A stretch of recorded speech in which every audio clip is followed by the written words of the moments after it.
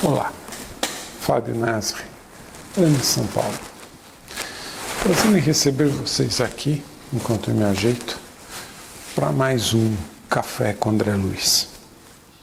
Antes, eu vou me reservar o direito de pedir a vocês que me acompanhem numa prece.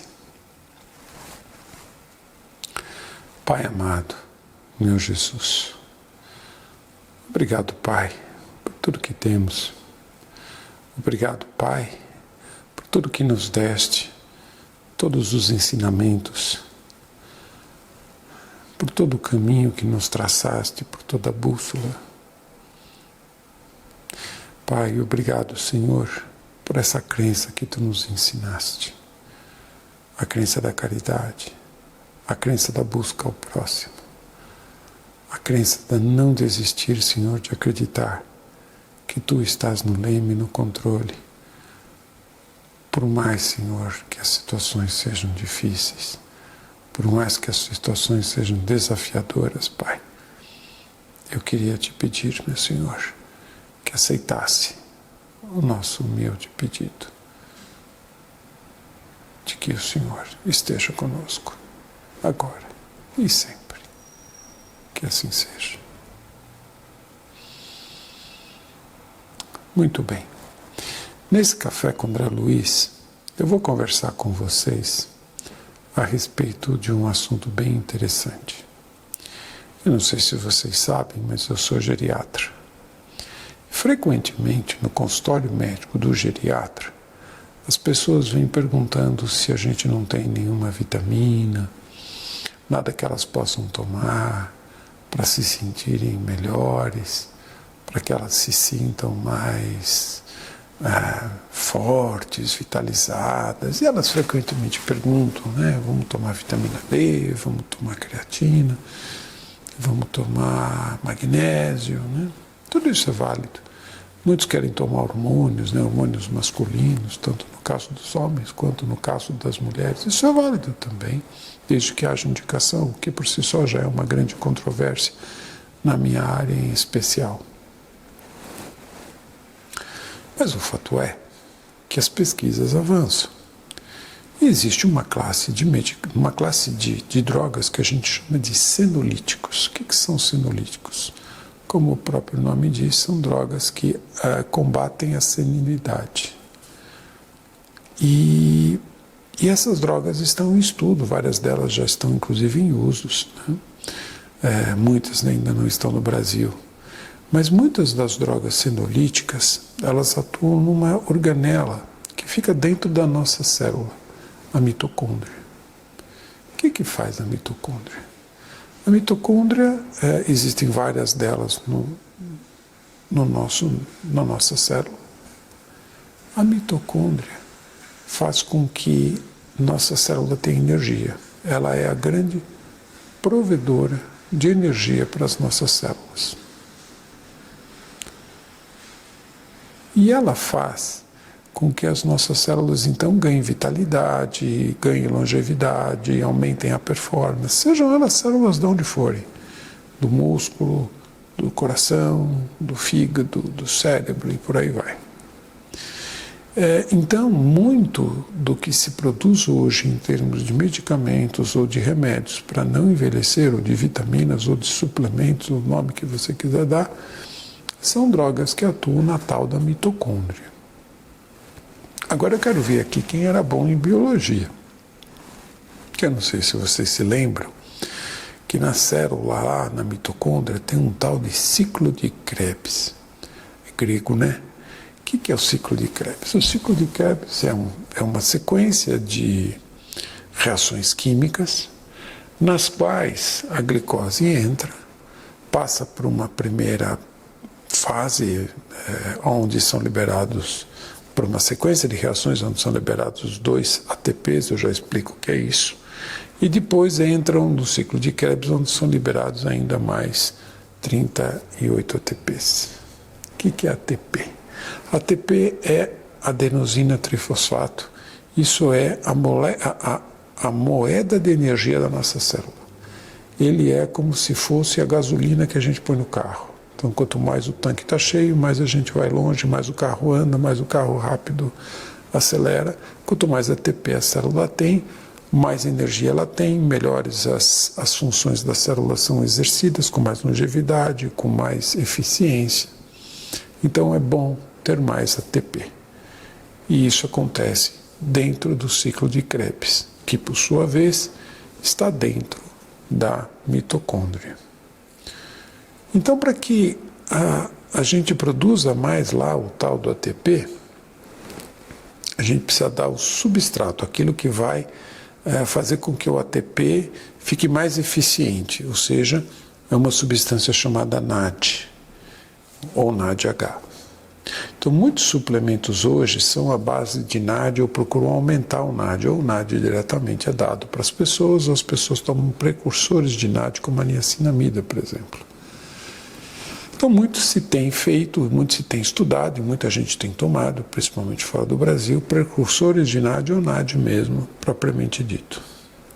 E isso tem sido recomendado a nível de pesquisa ainda, né? E em alguns casos a nível prático, por muitos pesquisadores da área, muitos respeitados, né?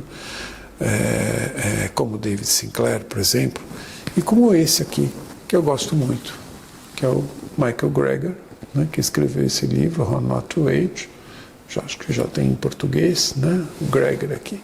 Por que eu gosto do Greger? Olha a cara dele. Vocês estão vendo aqui? Vocês acham que o Greger é um cara que vende muita coisa? Não, o Greger não vende nada, ele é um nerd. Ele é um médico, pensa num nerd, num cara que estuda pra caramba. Ele é super humilde, super simples, ele tem podcast que eu recomendo que vocês sigam. Ele tem uma característica, ele é vegano. Ele prega o veganismo como uma das formas da gente se manter saudável, da gente se manter bem, obviamente tomando cuidado com a massa muscular, né? Bom, e por que eu estou falando tudo isso, afinal de contas? Porque, ouvindo o Greger, ele em determinado momento fala o seguinte: olha, esse negócio aí de NAD, de niacinamida, não é para todo mundo. Porque quando a gente dá demais, para alguns pacientes que têm algumas doenças, essas doenças podem piorar. Como assim? Ele fala claramente que quando a gente exagera na dose, pacientes que têm doenças autoimunes e pacientes que têm algumas doenças inflamatórias podem ter um agravar do seu quadro clínico. E ouvindo isso, me chamou a atenção. E por que ele acha me chamaria a atenção? Porque quando nós vamos lá na obra do nosso André Luiz, em vários momentos da obra André Luiz, ele se refere à energia das células como usinas, geradores. Ele usa essas expressões, né? Na evolução dos mundos, ele usa frequentemente essas expressões como geradores de energia, né? como usinas nas células. E isso me chamou a atenção. Porque, do ponto de vista espiritual, ele muitas vezes usa essa usina da célula tal, num aspecto de reciclar de energia, inclusive de reciclar fluido.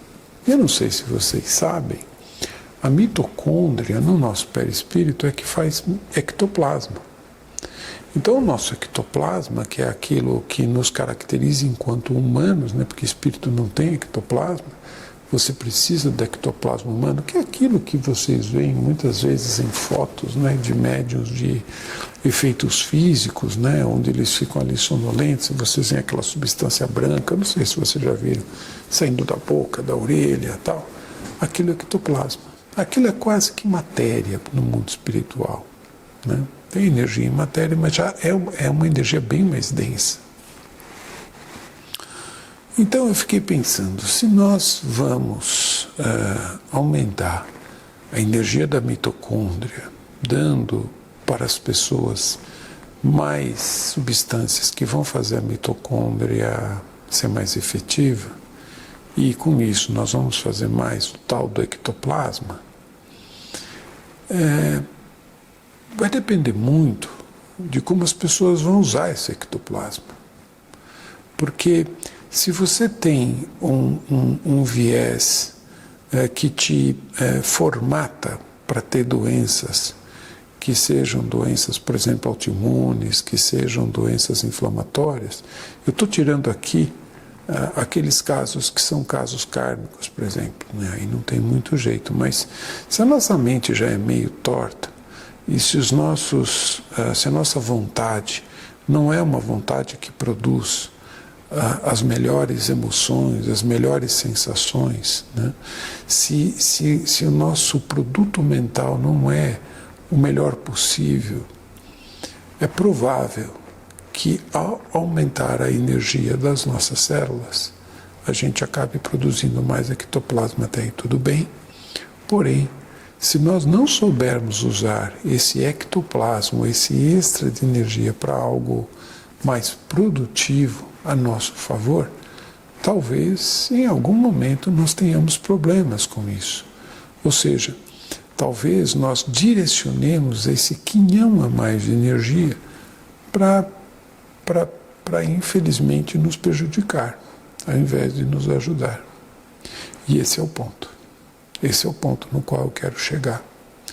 Porque, às vezes, quando os pacientes chegam para mim e perguntam, né, muitos já vêm tomando, né, e falam para mim, olha, eu estou tomando NAD, eu estou tomando niacinamida e tal. Isso é bom? É bom. Depende. E aí vem a questão que mais me deixa animado quando eu percebo isso em André Luiz. É que tudo depende. Depende do quê? De nós. E é por isso que eu digo que quando nós analisamos as estatísticas médicas, quando nós analisamos o impacto da religiosidade, da espiritualidade nas pessoas, o resultado não é uniforme.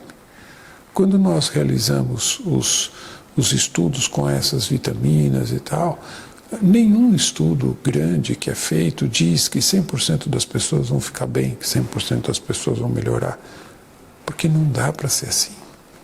Porque, na verdade, talvez, ao nos nutrirmos dessas substâncias e melhorarmos a nossa energia vital, melhorarmos o nosso ectoplasma, talvez, se nós não mudarmos a nossa mente, se nós não fizermos a nossa reforma íntima, se nós não nos adaptarmos a estar aptos para receber esse quinhão de energia a mais, meu amigo, tiro sai pela culatra. Tiro sai pela culatra, porque aí a gente vai fazer mais do mesmo. Se a minha mente está focada em prejudicar o outro, em ter orgulho, em ter vaidade, né, eu posso usar esse ectoplasma a mais para que o orgulho, a vaidade, que eu não resolvi, tenha um efeito pior, né? Tenha um efeito desagradável, que seja inclusive promotor de piora clínica. Então, antes de nós pedirmos mais energia nos médicos, para os médicos, antes da gente pedir uma vitamina nova, antes da gente pedir um novo reforço, a gente tem que fazer esse trabalho íntimo, né? E aí a literatura médico-espírita, ou a literatura espírita é cheia de bons exemplos, né? Cheia de bons exemplos. Mas antes da gente entrar nisso, né, é importante que nós tenhamos um autodiagnóstico. Um autodiagnóstico muito honesto.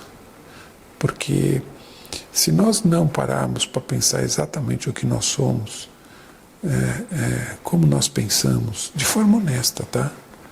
Nós não vamos muito longe, né?